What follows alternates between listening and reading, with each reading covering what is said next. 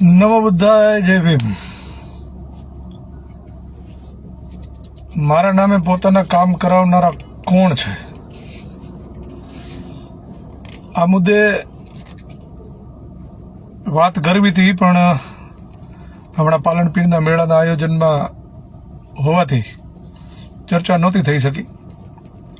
પાછું વળી યાદ આવ્યું એટલે સમાજ વચ્ચે મૂકીએ. હવે એમાં એવું છે કે અમરેલીની અંદર જે હમણાં સાવરકુંડલા રોડ ઉપર મર્ડર થયું ઝરખિયાના એક યુવાનનું, જેમાં આપણે થાતી મદદો કરી હતી અને મહેનતે કરી હતી. અત્યારે 4-5 દિવસ પહેલા અમારી ઓફિસે એક લેટર આવ્યો અને એ લેટર આવ્યો એટલે ત્યાંથી મારા મિત્રએ મને ફોન કર્યો અને પૂછ્યું કે ભાઈ તમે કોઈ એસસી આયોગમાં કોઈ પત્ર મોકલો છે? પાછો આવ્યો છે. એટલે મેં વાત કરતાં પૂછ્યું કે ભાઈ મેં તો કોઈ મોકલો નથી, પણ જે આવ્યું હોય એ જરાક મને ખોલીને મોકલો. એમણે એ પત્ર મને મોકલો છે. એ હમણાં 4-5 દિવસથી હું સાચવીને બેઠો હતો. પહેલાં તો એ તમને પત્ર વચાવી દઉં, પછી આગળની આખી ચર્ચા કહું. પત્રની શરૂઆતમાં લખ્યું છે, નામ વસંતભાઈ ચાવડા, હોદ્દો દલિત સામાજિક કાર્યકર, રહે મીરા આર્કેડ લાઇબ્રેરી રોડ, તારીખ ખાલી જગ્યા, પ્રતિ શ્રી ચીફ જસ્ટિસ સાહેબ, ગુજરાત હાઈકોર્ટ, સોલા, અમદાવાદ. વિષય: હાલ યુવાન નિલેશ રાઠોડની હત્યાના કેસ અમરેલી કોર્ટમાં હોય તેને નુકસાન ન થાય તે માટે ત્યાંના વહીવટી વિભાગના કર્મચારી ક્લાર્ક મુંદવા તેમજ તેના સાથી મિત્ર એસ ચૌહાણની બદલી તાલુકામાં કરવા બાબત. મહેરબાન સાહેબ, ઉપરોક્ત બાબતે આપ સાહેબનું ધ્યાન ખાસ દોરવા અમારી દલિત સમાજ આગેવાનની ખાસ રજૂઆત છે કે એક બેટા કહેવા જેવી નાની બાબતમાં ભરવાડ સમાજના લોકો દ્વારા તેનું ખૂન કરી નાખવામાં આવેલ અને આમાં પકડાયેલા અપરાધીઓમાં મૂંઝવા બંધુઓ છે જે આ કર્મચારીના રિલેશનમાં હોય, તેમજ આ કર્મચારી સાથે એક અન્ય કર્મચારી એસ ચૌહાણ તેના ખાસ હોય, તેમજ ઘણા સમયથી વહીવટી વિભાગ અમરેલી કોર્ટમાં હોય, તેમની અમરેલી કોર્ટમાં હાજરી આ કેસ માટે નુકસાનકારક હોય, તો આપ દ્વારા આ કર્મચારીઓની બદલી કરવા આદેશો આપવામાં આવે તેવી વિનંતી છે. જય ભીમ. નીચે મારી સહી કરી છે, પણ એ સહી મારી નથી, છેરી કેવડી, બરાબર. અને નકલ રવાના છે સચિવ શ્રી કાયદા વિભાગ, ગુજરાત રાજ્ય, ગાંધીનગર તરફ યોગ્ય આદેશ આપવા, અને બીજી છે મુખ્ય અધિકારી શ્રી એસસી આયોગ, ગુજરાત રાજ્ય તરફ યોગ્ય પગલાં લેવા. તો હવે હું એ વાત કરું કે આ જે અમદાવાદ હાઈકોર્ટની અંદર અરજી મારા નામે મોકલવામાં આવી છે એ કોઈ નવાઈની બાબત નથી. આમાં જે એસ ચૌહાણ લખ્યું છે એ અને બીજા કોઈક 1-2 કર્મચારી કે અધિકારી જે કોઈ હોય તેના વિરુદ્ધમાં આના પહેલાં પણ મારા નામે હાઈકોર્ટની અંદર 2 અરજીઓ કરવામાં આવી હતી.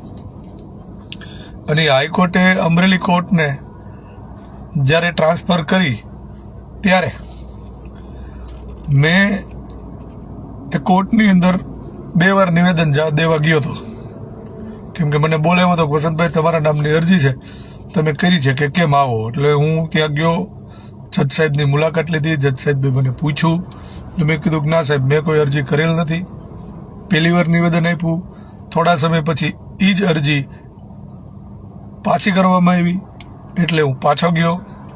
અને ત્યારે મેં એ અરજીમાં છેલ્લે એવું પણ લખાયું કે આવી કોઈ અરજી મેં કરી નથી અને મારે કંઈક એની સાથે તકલીફ નથી, એટલે હું કરીશ પણ નહીં. હવે મારા નામે આવી કોઈ અરજીઓ આવે તો એને ફાઇલે કરી દેવી, કેમ કે આવી અરજીઓના અનુસંધાને આપ મને નિવેદન માટે બોલાવો ત્યારે અમારે બીજા કોઈ કામો હોય, કામો અને સમયના અભાવના લીધે કામ ખોરવાતા હોય. એટલે હવે એ તો થયું, પણ પછી હવે કંઈક નવો રસ્તો કરવો. તો નવા રસ્તામાં ઝરખિયાના નિલેશ રાઠોડનું જે મર્ડર કરવામાં આવ્યું એ મર્ડરનો મુદ્દો ઉપાડી અને ફરીથી આ હાઈકોર્ટની અંદર અરજી કરવામાં આવી છે. અને આની પહેલાં જે 2 અરજી કરવામાં આવી હતી, એ જે સહી હતી એ જ સહી આમાં કરવામાં આવી છે. એટલે કહેવાનું એવું થાય છે કે આ જે કોઈ પણ વ્યક્તિ મારા નામે હાઈકોર્ટની અંદર અરજી કરે છે ને આ લોકોના નામ લખે છે, એ લોકો સાથે એને કોઈ પણ પ્રકારે તકલીફ છે અને એ પોતે એને રૂબરૂ પહોંચી શકે એમ નથી, એની સામે લડી શકે એમ નથી. એટલે મારા નામનો ઉપયોગ કરી અને આવી રીતે હાઈકોર્ટ અને આયોગમાં ખોટી અરજીઓ કરી અને આ લોકોને હેરાન કરવાના પ્રયત્નો કરી રહ્યા છે. આ પહેલાં પણ જ્યારે 2 અરજીઓ થઈ ત્યારે મેં સાહેબને કીધું હતું, પણ સાહેબે મને એવું કીધું કે ભાઈ આ એવું પર્સનલ હોય જેથી આ અરજીની નકલ તમને ન મળે. પણ આ તો આયોગમાં ને અમારે મોકલી અને ન્યા પહોંચી નથી એટલે ત્યાંથી પાછી આવી અને મીરા આર્કેડમાં જે ઓફિસ છે એ ઓફિસનું સરનામું અમારું નાખવામાં આવ્યું એટલે મારા સુધી પહોંચી. નહીં તો હજી આ અરજી મારા સુધી ન પહોંચત અને આ અરજીના અનુસંધાને વળી પાછું મારે નિવેદન માટે જવું પડે, કેમ કે કોર્ટ બોલાવે એટલે કોર્ટના આદેશનો આપણે અનાદર ન કરી શકીએ અને આપણે જવું પડે. એટલે જે પણ વ્યક્તિ આ અરજી કરે છે એને હું આ વિડીયોના માધ્યમથી કહેવા માંગીશ કે ભાઈ છાશ લેવા જાવું અને પછવાડે દોણી રાખવી એ યોગ્ય નથી. જો તમારામાં તેવડ હોય તો લડી લ્યો અને ન હોય તો સાની મરીના બેહો. ખોટો કોઈનો ઉપયોગ કરી અને તમારું કામ કઢાવવા માટે તેને એ જે કોઈ કર્મચારી કે અધિકારીઓ છે એને હેરાન કરવા અને અમારા નામે અમે જે બીજા કામો કરતા હોય ખોરવાય અને અમે આમાં ક્યાંક ગૂંચવાઈએ એવા પ્રયત્નો કરવા આ યોગ્ય નથી.